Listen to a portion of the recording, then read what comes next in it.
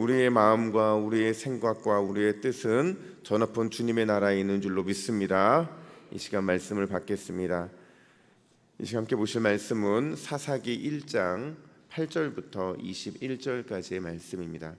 구약성경 361면에 있는 사사기 1장 8절에서 21절입니다.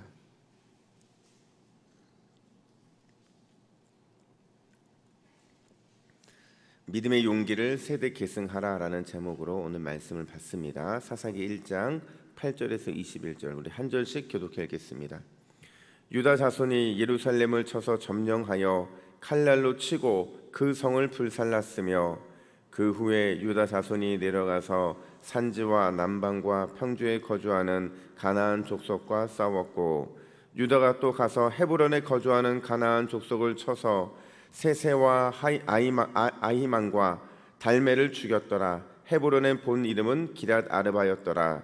거기서 나아가서 드벨의 주민들을 쳤으니 드벨의 본 이름은 기랏 세벨이라.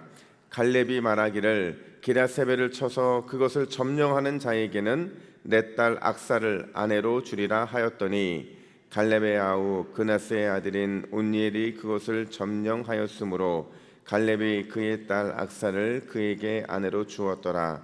악사가 출가할 때에 그에게 청하여 자기 아버지에게 밭을 구하자 하고 나귀에서 내림에 갈렙이 묻되 내가 무엇을 원하느냐 하니 이르되 내게 복을 주소서. 아버지께서 나를 남방으로 보내시니 샘물도 내게 주소서 하매 갈렙이 윗샘과 아랫샘을 그에게 주었더라. 모세의 장인은 겐 사람이라. 그의 자손이 유다 자손과 함께 종려나무 성읍에 올라가서 아랏 남방의 유다 황무지에 이르러 그 백성 중에 거주하니라. 유다가 그의 형제 시므온과 함께 가서 스밧에 거주하는 가나안 족속을 쳐서 그곳을 진멸하였으므로 그 성읍의 이름을 호르마라 하니라. 유다가 또 가사 및 그 지역과 아스글론 및 그 지역과 에글론 및 그 지역을 점령하였고 여호와께서 유다와 함께 계셨으므로 그가 산지 주민을 쫓아내었으나 골짜기의 주민들은 철병거가 있으므로 그들을 쫓아내지 못하였으며 그들이 모세가 명령한 대로 헤브론을 갈렙에게 주었더니 그가 거기서 안악의 세 아들을 쫓아내었고 베냐민 자손은 예루살렘에 거주하는 여부수 족속을 쫓아내지 못하였으므로 여부수 족속이 베냐민 자손과 함께 오늘까지 예루살렘에 거주하니라. 아멘. 여러분, 경기도 양평에 가면 옥천이라는 동네가 있습니다. 이 동네가 뭘로 유명하냐면요, 냉면으로 유명합니다. 냉면으로 유명하다 보니까 마을 전체가 다 냉면집이에요. 근데 제가 그 냉면집들을 가보면 늘 가는 집이 있는데 가끔 그 집이 문 닫아 다른 집을 가도요 냉면 맛이 거의 비슷한 겁니다. 또 다른 집을 가도 비슷하고 그냥 냉면 맛만 비슷한 게 아니라 거기서 나오는 무김치 맛도 비슷하고 또 편육도 맛이 비슷하고 완자도 다 비슷한 거예요. 굽기에 따라서 숙성도에 따라 다를 뿐이지 맛은 늘 동일한 겁니다. 어떻게 가게가 다른데 맛이 다 비슷할 수 있을까? 근데 의외로 답은 쉬워요. 그러니까 옥천의 냉면 가게를 운영하시는 분들의 이름을 보면요 대부분 성이 비슷합니다. 그러니까 성이 비슷하다는 얘기는 다 같지는 않고요 간혹 다른 성이 있는데 그 성 역시도 거슬러 올라가 보면 전부가 다 가족인 거예요. 그러니까 옥천에 있는 이 집성촌에서 이 맛의 시작점이 있었던 거예요. 뭐 할머니의 할머니, 그 이후에 뭐 아버지, 어머니를 통해서 또 자녀들에 이르기까지 냉면 비법이 후손들에게 이어져서 옥천이라는 그 동네의 냉면으로 유명하게 만들게 되었다라는 겁니다. 여러분, 한 사람의 영향력은 굉장히 큽니다. 특별히 신앙에 있어서 한 사람의 이 선한 영향력 덕분에 명분 있는 믿음의 가문이 세워지기도 하고 또 한 사람의 선한 영향력 덕분에 우후죽순으로 갑자기 믿음의 후손들의 인생이 풀리기도 하는 그런 것들을 경험하기 때문에 그래요. 오늘 본문이 바로 그런 내용을 담고 있는데요. 여러분, 오늘 본문 읽으시면서 혹시 그런 생각 안 드셨어요? 왜 유다집 하지? 왜 굳이 유다집 하지?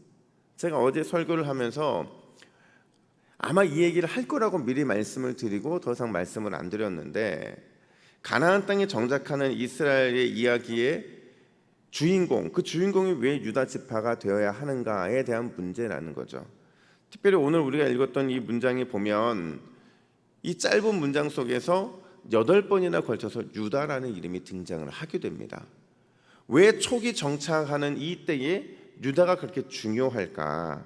왜 유다가 그렇게 집중적으로 조명을 받아야 되는가? 그 이유가 뭐냐면요, 역사적으로 살펴보면 유다 지파는 좀 특별한 의미가 있는 지파예요. 왜 그러냐면 창세기 49장 10절을 보면 유다 지파는 야곱의 축복 속에서 홀이 거하는 지파로 유명해요. 이번 홀이라는 게 뭐냐면 옛날에 왕들이 들고 갔던 이 지팡이 같은 거 있잖아요. 근데 신하들이 왕에게 나아가려면 그 홀을 붙잡아야 됐는데, 이 홀은 왕권 혹은 통치권을 상징한다는 거예요. 그러니까 왕권의 계승자가 유다 지파라는 그 축복을 야곱으로서 받았기 때문에 지금 역사적으로 보면 유다 지파가 가장 먼저 언급되는 게 맞다는 거예요. 뿐만 아니라 민수기 26장 22절을 보면 광야에서 두 번째 인구조사를 합니다. 첫 번째 출애굽 이후에 했던 이 인구조사에 비해서 두 번째 인구조사할 때는 막 이제 사람들이 많이 늘어나기 시작을 하는데, 그 중에 제일 인구가 많았던 지파가 어디냐? 유다 지파예요. 여러분, 인구가 많다는 건 뭐예요? 그만큼 싸울 전투력이 있다는 거예요. 그만큼 강력한 힘을 가진 지파였다는 겁니다. 그래서 오늘 어쩌면 유다 지파가 이러한 역사적인 배경 하에서 제일 먼저 언급되고 가장 먼저 언급된다고 말할 수 있어요. 그런데 더 중요한 게 있는데요, 바로 한 사람의 영적인 영향력이라는 겁니다. 오늘 사실은 그 말을 하려고 앞에 유다에 대한 얘기들이 계속 언급되고 있는 건데, 그 한 사람의 영적인 영향력 누구냐면요, 유다 지파의 갈렙이에요. 근데 여러분 잘 아시는 것처럼 갈렙이 정통 유대인입니까? 아닙니까? 아니에요. 그는 그나스라는 이방 출신 이방인이었고, 근데 그런 이방인이, 외국인이, 그것도 왕권 계승자가 될 것이라는 축복을 받은 그 지파의 리더가 되고 있다라는 겁니다. 어떻게 이 일이 가능했느냐? 여러분, 결론부터 말하자면 갈렙이 가진 믿음의 용기예요. 갈렙이 가진 믿음의 용기. 성경에 보면 갈렙의 믿음의 용기를 증명해주는 두 가지 사건이 등장을 하는데, 첫 번째는 뭐냐면 가나안 정탐 보고였죠. 제가 어제도 설명을 드렸어요. 민수기 14장 9절에 보니까 갈렙이 이렇게 말을 합니다. 그 땅의 백성을 두려워하지 말라. 그들은 우리의 먹이라. 제가 어제 밥이라 그랬잖아요. 이게 싸운다라는 뜻이라고 똑같다고 그랬어요. 여호와는 우리와 함께 하시느니라, 이런 고백을 하게 돼요. 그러니까 다른 사람들은 다 눈에 보이는 대로 설명을 하고 그걸 그대로 그냥 이해를 했는데, 갈렙과 여호수아만이 믿음의 눈으로 그 땅을 재해석했고, 그리고 전적으로 하나님만 신뢰하는 것이 옳다라는 믿음의 용기를 드러내게 된 거죠. 두 번째 사건이 어디에 등장을 하냐면 가나안 땅을 분배받을 때 그때 등장을 하게 돼요. 여호수아에게 갈렙은 이렇게 요청을 하죠. 우리 여호수아 14장 12절, 제가 잘라놓은 부분들인데요, 이 잘라놓은 부분들만 같이 함께 읽습니다. 시작. 그때에 여호와께서 말씀하신 이 산지를 지금 내게 주소서. 그 성읍들은 크고 견고할지라도 여호와께서 나와 함께 하시면 내가 그들을 쫓아내리이다. 아멘. 여러분, 지금 이 산지를 달라고 하는 이 산지가요, 평지가 아니잖아요. 얼마나 많은 힘과 얼마나 많은 노력이 필요하겠어요. 가장 어려운 지역이었고, 또 그 중에서 가장 요새화된 지역을 정복할 수 있는 기회를 달라고 요청을 하고 있는 겁니다. 뭐 그럴 수 있다고 말할 수 있겠지만, 이 당시 여호수아의 나이가 갈렙의 나이가 몇 살일까요? 85세입니다. 85세의 할아버지가 지금 이 땅을 달라고 요청을 하고 있는 거예요. 그러니까 이 요청으로 인해서 얻은 땅이 어디냐면 바로 헤브론이었다는 겁니다. 정리하자면 이래요, 여러분. 사사기가 유다에 집중하고 있는 것은 엄밀히 따지면 갈렙의 용기 있는 믿음에 대한 집중을 하고 있는 것이고, 결론적으로 이 집중하고 있는 모습이 사사기 전체를 통해서 뭘 말해주고자 하는 거냐면, 용기 있는 신앙만이 하나님께서 주시는 그 승리를 얻을 수 있다. 하나님께서 주시는 승리를 얻으려면 반드시 용기 있는 신앙을 가져야 된다. 이걸 보여주고 있는 겁니다. 여러분, 근데요, 오늘 본문은 한 걸음 더 나아갑니다. 중요한 건 뭐냐면 갈렙의 이 용기 있는 믿음이 단순히 갈렙 세대에서 끝난 게 아니라요, 세대 계승되고 있다는 거예요. 누구한테 세대 계승될까요? 조카이자 또 사위가 되는 온니엘에게 세대 계승되고 있다는 거죠. 오늘 본문에는 유다가 지파가 정복해야 될 마지막 도시가 하나가 등장을 하는데 11절에 등장하는 기럇세벨이라는 곳이에요. 이곳을 자신과 같은 믿음의 용기를 가진 사람이 도전한다면 그 사람에게 자신의 딸 악사를 주겠다라는 조건을 제시한 겁니다. 그때 참 재미있는 게요, 아주 망설임 없이 기다렸던 듯이 한 사람이 그 기회를 붙잡는데 그게 누구냐면 온니엘이었다는 거예요. 온니엘에 대해서는 나중에 3장에 가면 다시 한번 설명드릴 기회가 있겠지만 결국 기럇세벨을 정복해서 갈렙의 딸이었던 악사를 자신의 아내로 얻게 되거든요. 여러분, 저는 이 장면을 보면서 그런 생각이 드는 거예요. 콩 심은 데 콩 나고 팥 심은 데 팥 나는구나. 믿음의 가문은 여러분 거저 세워지는 것이 아닌 줄로 믿습니다. 반드시 누군가의 위대한 헌신과 또 누군가의 수고가 있기 마련이고 그 수고와 헌신 위에 또 다른 믿음의 기회가 세워진다는 거예요. 여러분, 그런 의미에서 오늘 우리의 수고와 헌신 또 사랑과 기도는 반드시 또 다른 믿음의 열매로 나타날 줄로 믿습니다. 근데 한 가지 더 주목할 게 있는데, 여러분, 부창부수라는 말이 있잖아요. 그 남편의 그 아내이죠. 그러니까 갈렙의 딸답게, 아니 이제는 온니엘의 아내답게 그 악사가 뭘 요구하냐면 15절 말씀을 보세요. 15절 같이 읽습니다. 시작. 이르되 내게 복을 주소서, 아버지께서 나를 남방으로 보내시니 샘물도 내게 주소서 하매 갈렙이 윗샘과 아랫샘을 그에게 주었더라. 아멘. 여러분, 참 이 요구하는 거 보면 당연한 건 아니다 이렇게 말할 수 있는데요, 이 당시는 여자가 이런 요청을 할 수 있는 시대가 아니에요.